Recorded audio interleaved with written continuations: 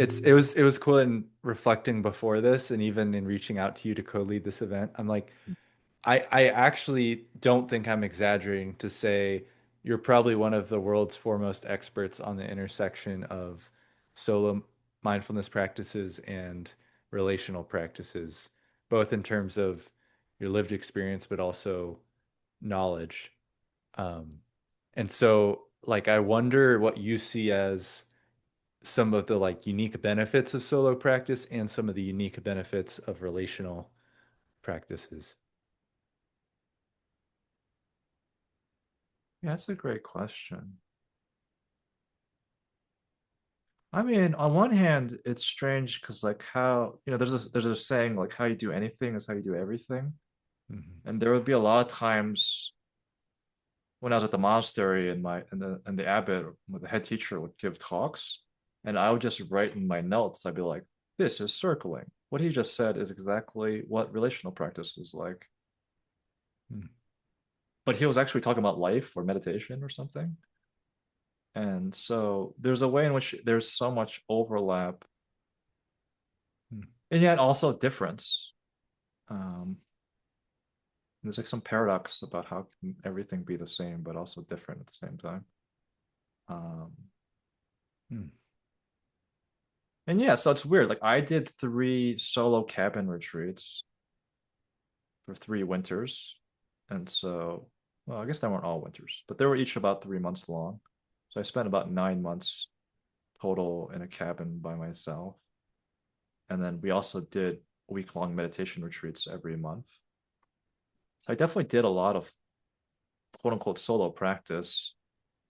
But then living in the monastery, it's extremely actually communal. Like you probably experienced, like everyone's on top of each other and everyone's jostling each other. Mm. So it's also like very communal on another sense.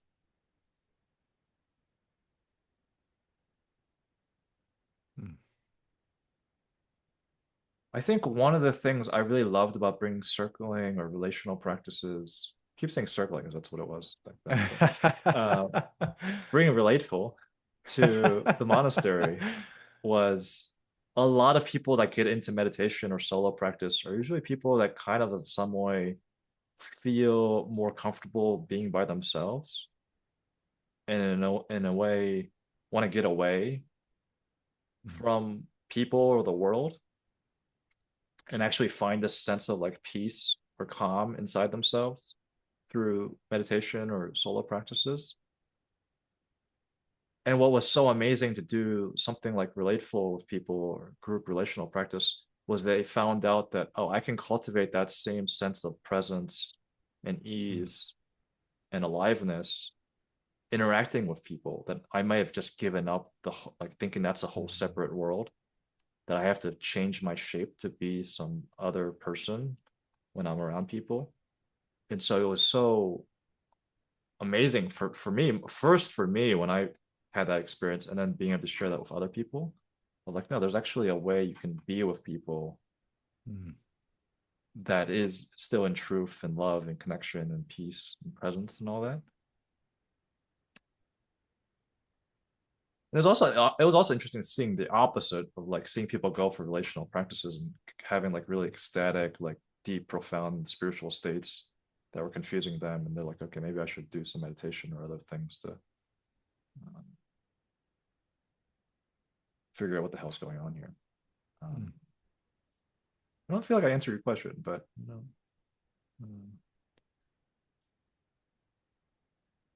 I really like where you're moving toward of this the like in some ways I put them in different buckets, solo meditation and relational, but yeah, you're speaking it's like there's this quote a friend I don't know who it's from, but my someone who's mentored me a lot. His name is Stefan Segatori. mm, He runs WeFlow, and mm, he shared this quote from somebody else. Enlightenment is nothing but one enlightened action after another. mm, And so there's some way when I'm with, oh yeah, like these different domains of our lives that are really all just our life. Like if we're able to meet each of them with presence and truth and love, like that's like a mind, like every moment can be a mindfulness practice. And so it's even Mm-hmm. it's like, oh yeah, these different practices are, it's like it's all life and they're high. It's like, oh, it's hard to train the, I'm thinking of sports analogies. Like, Mm-hmm. yeah, if I never practice in a game time situation Mm-hmm. making a free throw, like I'm Mm-hmm. probably gonna miss when Mm-hmm. it's game time. So Mm-hmm.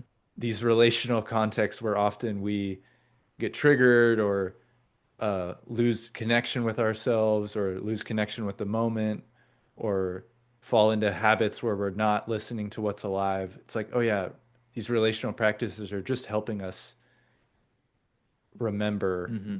what's already here. Mm-hmm. Yeah, that reminds me of like there's this whole field of adult developmental psychology where most of them posit this linear path of like Mm, you go from like red to green to teal or turquoise or whatever, or you go mm, from like Keegan 3 to 4 to 5, and they often couple spiritual progress with the higher developmental layers. But mm, there's a really good guy I like, Tom Murray, who says no, like a lot of these spiritual states are actually deconstruction steps to get to more basic, direct experience. That kind of like how animals or babies, infants experience the world. And so I think a lot of us love like going to ecstatic dance or like doing meditation, where in a certain way we don't have to have the social constructed self online, and we can kind of drop into more of a direct like physical experience of reality. And there's something really relieving about that and easier about that. But kind of like what you're saying, we also do have a social self that we have to have as part of living in the world. And yeah, it's just because someone progresses and has really profound spiritual or meditative experiences on their own doesn't necessarily mean that translates mm, into relationships or work or something else. Ideally, it would, but it just practically it doesn't mm, a lot of times. mm, And so, like, how do I have the deep deconstructed peace and ease, but also have the constructed social self online and not just like automatically mm, default to the relational patterns I usually have when my social self is online? Um, mm. it can be a really humbling practice, especially for like spiritual people that like, I have done like 20 years of meditation, but as soon as someone says something negative to me, I take it personally and my ego gets activated and Mm. um, when all that stuff happens. So, yeah, I love the Mm. integration and honestly, a lot of the monastery experience I think is about like how do you actually integrate this, and that's why like a good spiritual Mm. community is really um, a good Mm. practice ground of like is this actually grounded and integrated in your life. Um, but so much of the Western world's like commodified spirituality into like pay Mm. $500 and do this retreat and have a special experience and then go home. But ideally, it'd be more integrated and more um, one whole thing. But it's hard to find. Mm.